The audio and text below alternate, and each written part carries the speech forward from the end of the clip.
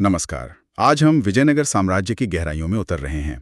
खास तौर पर हम उनकी प्रशासनिक और सामाजिक व्यवस्था को समझने की कोशिश करेंगे। जी। और इसके लिए हमारे पास कृष्णदेव राय की अमुक्तमाल्यद जैसे कुछ अहम स्रोत हैं। बिल्कुल। तो चलिए देखते हैं कि ये शानदार साम्राज्य आखिर चलता कैसे था। शुरुआत करते हैं केंद्र से, मतलब राजा और उसके आसपास की व्यवस्था से। जाहिर है ये एक राजतंत्र था। हाँ, बिल्कुल। राजा ही कह सकते हैं सारी शक्तियों का केंद्र था। लेकिन दिलचस्प बात यह है, और ये अमुक्तमाल्यद में भी आता है, कि शासन काफी हद तक धर्मनिरपेक्ष था। अच्छा, धर्मनिरपेक्ष। हाँ, मतलब ऐसा नहीं कि धर्म का प्रभाव नहीं था, पर शासन के सिद्धांत काफी हद तक सेक्युलर थे। राजा को सलाह देने के लिए एक मंत्री परिषद होती थी। उसका अध्यक्ष सभानायक कहलाता था। लेकिन क्या राजा उनकी सलाह मानने को मजबूर था? नहीं, बिल्कुल नहीं। सलाह जरूर ली जाती थी, पर आखिरी फैसला राजा का ही होता था। सारी ताकत उसी के हाथ में थी असल में। समझ गया, पूरी तरह राजा की मर्जी।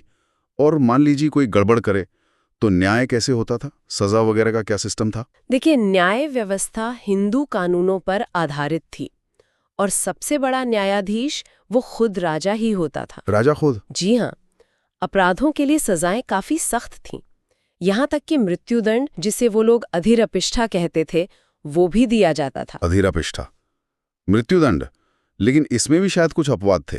हाँ, एक बहुत खास बात थी, ब्राह्मणों को मृत्युदंड से छूट मिली हुई थी। ये उस समय की सामाजिक संरचना को दिखाता है। ये तो हुई केंद्र की बात। लेकिन इतना बड़ा साम्राज्य सिर्फ राजधानी से तो नहीं चल सकता था। नीचे के स्तर पे क्या इंतजाम थे? प्रांत वगैरह? सही कहा आपने। पूरा साम्राज्य कई इकाइयों में बटा हुआ था। सबसे ऊपर राज्य या प्रांत, जिन्हें मंडलम कहते थे। मंडलम? हाँ। फिर मंडलम के नीचे थे जिले, जिन्हें कोट्टम या वलनाडु कहा जाता था। कोट्टम, वलनाडु। जी। फिर उसके नीचे तालुका यानी नाडु। फिर 50 गांव का एक समूह होता था, मेला ग्राम।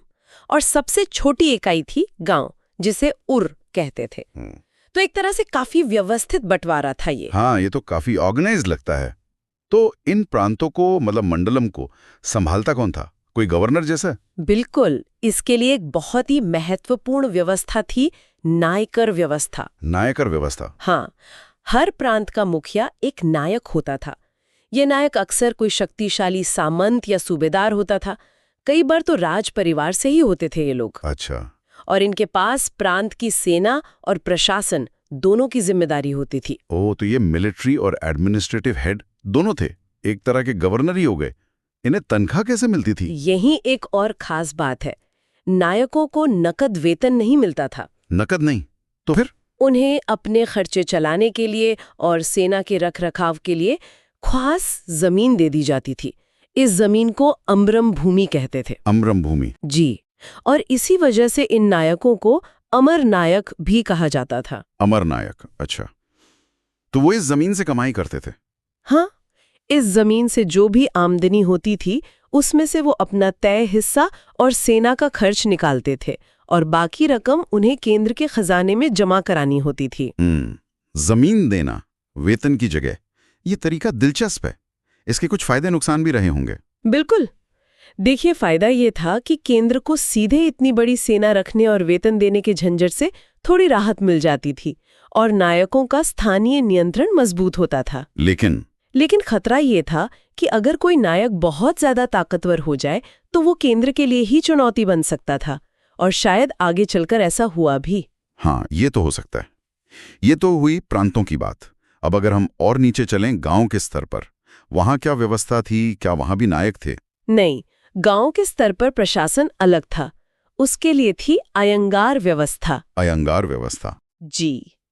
हर गांव एक तरह से एक स्वायत्त इकाई जैसा था, और उसका कामकाज देखने के लिए 12 सरकारी कर्मचारी नियुक्त किए जाते थे। इन 12 लोगों के समूह को ही अयंगार कहते थे। 12 लोग पूरा गांव चलाते थे? हाँ, मिलकर। और ये पद पुश्तैनी होते थे, मतलब बाप के बाद बेटा। पुश्तैनी? हाँ, लेकिन एक और अजीब बात ये थी कि इन पदों को बेचा या गिरवी भी रखा जा सकता था। क्या? पद को बेचा जा सकता था? ये तो वाकई बहुत अजीब है है ना? अयंगारों को वेतन नहीं मिलता था, बल्कि उन्हें टैक्स फ्री जमीन मिलती थी। उनका मुख्य काम गांव में शांति बनाए रखना, न्याय करना और टैक्स वसूलना था। पद का बिकना या गिरवी रखा जाना, इसका शासन पर क्या असर पड़ता होगा? क्या इससे काबिलियत पीछे नहीं रह जाती होगी? हाँ, ये सोचने वाली बात है। शायद इससे स्थानीय स्तर पर कुछ लचीलापन आता हो, लेकिन ये भी संभव है कि इससे पैसे वाले या प्रभावशाली लोग पदों पर आ जाते हों, काबिलियत के बजाय। ये व्यवस्था दिखाती है कि कैसे केंद्र और स्थानीय स्वायत्तता के बीच एक संतुलन बनाने की कोशिश की गई थी। तो मतलब एक तरफ नायकर व्यवस्था प्रांतों में बड़ा कंट्रोल देख रही थी और दूसरी तरफ अयंगार व्यवस्था गांव का रोजमर्रा का काम संभाल रही थी।